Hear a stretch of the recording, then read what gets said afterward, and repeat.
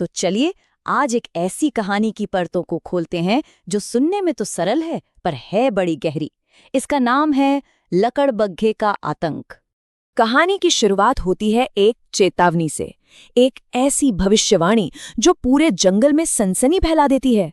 जल्द ही वो इस जंगल में आएगा और पूरे जंगल को खत्म कर देगा। अब सवाल ये है कि ये वो आखिर है कौन? और इसी एक सवाल के इर्द गिर्द पूरी कहानी घूमती है। ये खूनी लकड़बग्घा कौन था? क्या सच में कोई लकड़बग्घा ही कातिल था? आइए इस रहस्य की गुत्थी को मिलकर सुलझाते हैं। तो कहानी हमें ले चलती है एक ऐसे जंगल में जहां एक अजीब सा डर, एक अनजानी दहशत फैलनी शुरू हो जाती है। सबसे पहले जो खबर आती है वो दिल दहला देने वाली है। नदी के किनारे एक भेड़िए की लाश मिलती है और इसे देखते ही सब समझ जाते हैं कि ये कोई मामूली शिकारी का काम नहीं है। जब जांच होती है तो कुछ बहुत ही अजीब बातें सामने आती हैं। जैसे गर्दन पर काटने के निशान तो थे, लेकिन शरीर में खून की एक बूंद भी नहीं थी, मानो सारा खून निचोड़ लिया गया हो। और तो और लाश को खाया भी नहीं गया था। और सबसे अजीब बात, पूरा शरीर काला पड़ गया था। जानवर अभी इस पहली मौत के सदमे से उभरे भी नहीं थे कि कुछ ही दिन बाद एक और लाश मिलती है, इस बार एक हिरण की। और हमला बिल्कुल उसी तरीके से किया गया था। अब ये बात साफ हो चुकी थी, जंगल में कोई सीरियल किलर आ गया है। और जैसे जैसे ये डर बढ़ रहा था, वैसे वैसे शक की सुई सिर्फ एक ही जानवर की तरफ घूम रही थी। मामला इतना बढ़ गया कि जंगल के राजा शेर सिंह को खुद दखल देना पड़ा। उन्होंने ऐलान किया कि वो खुद इस मामले की जांच करेंगे। तो हुआ ये कि एक रात राजा साहब घात लगाकर बैठे थे कातिल को पकड़ने के लिए। तभी उनके सामने एक बड़ा ही खौफनाक लकड़बग्घा आ जाता है और उसे देखते ही हमारे राजा साहब डर के मारे बेहोश। बस इसी एक घटना ने उनके दिमाग में ये बात पक्की कर दी कि कातिल यही लकड़बग्घा है।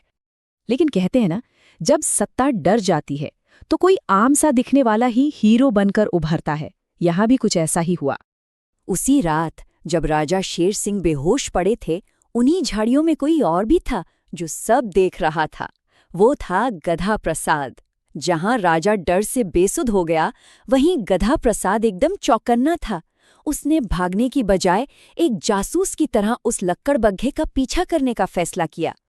और पीछा करते करते गधा प्रसाद एक ऐसे राज तक पहुंच जाता है जो सालों से दफन था। पता चलता है कि 10 साल पहले एक सियार और यही लकड़बग्घा जिगरी दोस्त हुआ करते थे।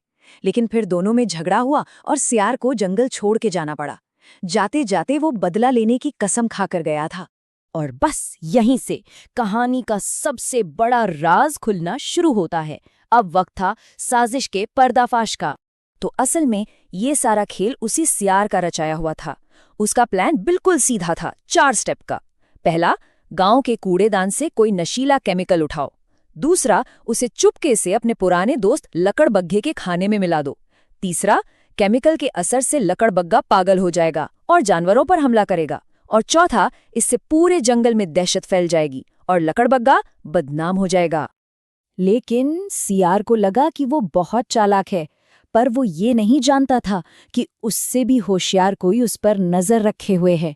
गधे ने सियार की पूरी साजिश को पहले ही समझ लिया था और चुपके से उस जहरीले केमिकल की जगह एक मामूली सा नीला रंग रख दिया था। तो जब सियार ने लकड़बग्घे से पूछा कि भाई तुम पर दवाई का असर क्यों नहीं हुआ, तब गधा सामने आया और बोला, ये सब ड्रामा इसलिए किया गया ताकि तुम अपना गुनाह अपनी ही जुबान से सबके सामने कबूल करो। तो ये कहानी तो खत्म हुई, पर अपने पीछे कुछ बहुत बड़े सवाल और सीख छोड़ गई। आखिर इस सबसे हमें क्या समझना चाहिए? सियार ने खुद माना कि उसकी नफरत की वजह क्या थी। वो कहता है, धीरे धीरे मेरे मन में उसके लिए ईर्ष्या बढ़ने लगी। क्यों? क्योंकि लकड़बग्घे को उससे ज्यादा अच्छी कहानियां सुनानी आती थी और सब उसे पसंद करते थे। बस इतनी सी बात। ईर्ष्या, जलन, ये एक ऐसी चीज है जो अच्छे अच्छे रिश्तों को खत्म कर देती है। यही इस पूरी कहानी की असली जड़ थी। किसी और की कामयाबी देखकर मन में पैदा हुई एक छोटी सी चिंगारी, जो एक दिन पूरे जंगल को जलाने वाली साजिश की आग बन गई। और कहानी की सबसे बड़ी, सबसे जरूरी सीख ये है कि सुनी सुनाई बातों पर या जो जैसा दिख रहा है उस पर कभी यकीन नहीं करना चाहिए। बिना जांचे परखे किसी को दोषी नहीं मानना चाहिए। सोचिए, जंगल के राजा तक ने वही गलती की। तो आखिर में ये कहानी हमें एक बहुत ज़रूरी सवाल के साथ छोड़ जाती है। जब समाज में डर और अफवाहों का माहौल हो, तो हमें किस पर भरोसा करना चाहिए? उस ताकतवर आवाज़ पर जो ज़ोर-ज़ोर से चिल्लाकर किसी को दोषी ठहरा रही हो, या उस खामोश जासूस पर जो चुपचाप सबूत इकट्ठा कर रहा हो?